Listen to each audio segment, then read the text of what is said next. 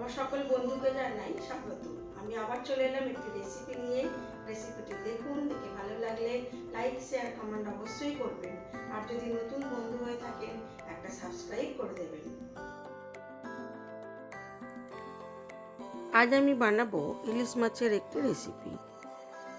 বর্ষা মানেই ইলিশ মাছ, আর ইলিশ মাছ মানেই আমাদের মাথায় আসে সর্ষে ইলিশ। তো আমি এই সর্ষে ইলিশ কিভাবে করি সেটাই আজকে শেয়ার করব আপনাদের সাথে।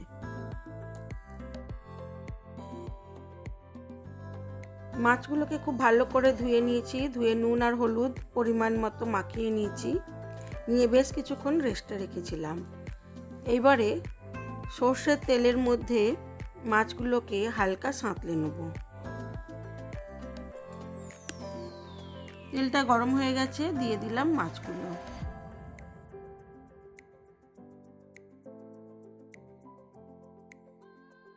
আজ আমি যেভাবে ইলিশ মাছটা রান্না করব, আমার মা এইভাবেই করতেন। তো মা তো আর এখন নেই, তাই আমি সেইভাবেই মায়ের মতো করে করার চেষ্টা করলাম। যতই মায়ের মতো করি না কেন, সে স্বাদ তো আর পাবো না। মা তো মাই হয়। তো যাই হোক, আমি মাছগুলোকে হালকা এপিট ওপিট করে নেওয়ার পর দিয়ে দিলাম বেশ কিছুটা পরিমাণ পোস্ত আর কাঁচা লঙ্কা বাটা। তারপরে দিয়ে দিলাম অল্প একটু ঠান্ডা জল। এইবারে দিলাম কালো সর্ষে বাটা। কালো সর্ষেটা আমি জল করেই দিলাম। খোসাগুলো বাদ দিয়ে ওপর থেকে জলটা দিয়ে দিলাম, আর দিলাম স্বাদ মতো নুন। এবার এটাকে খুব ভালো করে মিশিয়ে নেব, আর পুরোটাই করব খুব কম আঁচে। এবারে এটাকে ঢাকা চাপা দিয়ে বেশ কিছুক্ষণ হতে দেব।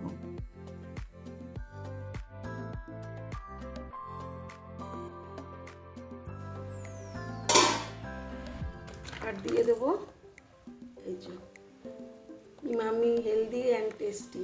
আমরা এটাই ব্যবহার করি, খুব ভালো।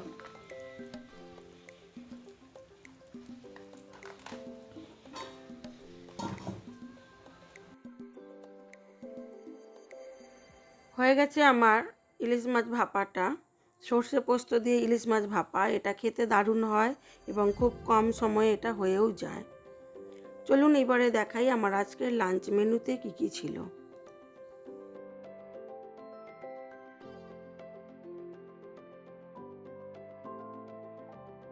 নুন ঝালটা একটু টেস্ট করে নেবো, তারপরে এর মধ্যে কয়েকটা কাঁচা লঙ্কা চেরা দিয়ে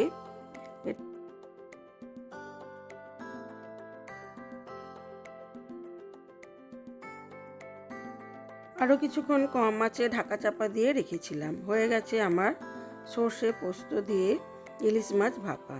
চলুন এইবারে দেখাই আমার আজকের লাঞ্চ মেনুতে কি কি ছিল। আমার আজকের লাঞ্চ মেনুতে ছিল সাদা ভাত, আর ইলিশ মাছ আছে, কাঁচা লঙ্কা তো থাকবেই, আছে লেবু, আর ছিল কচু, বরবটি, বেগুন, আলু, চিংড়ি মাছ দিয়ে একটা ঘন্ট, আর ছিল আলুর বড়া, আর ছিল ওল ভাতে, ইলিশ মাছ ভাজা, আর ইলিশ মাছের ভাপা, আর ছিল পাকা আম। আজ এইটুকুই।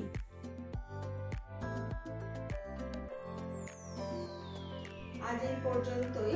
সবাই ভালো থাকবেন, সুস্থ থাকবেন, নিজেদের খেয়াল রাখবেন।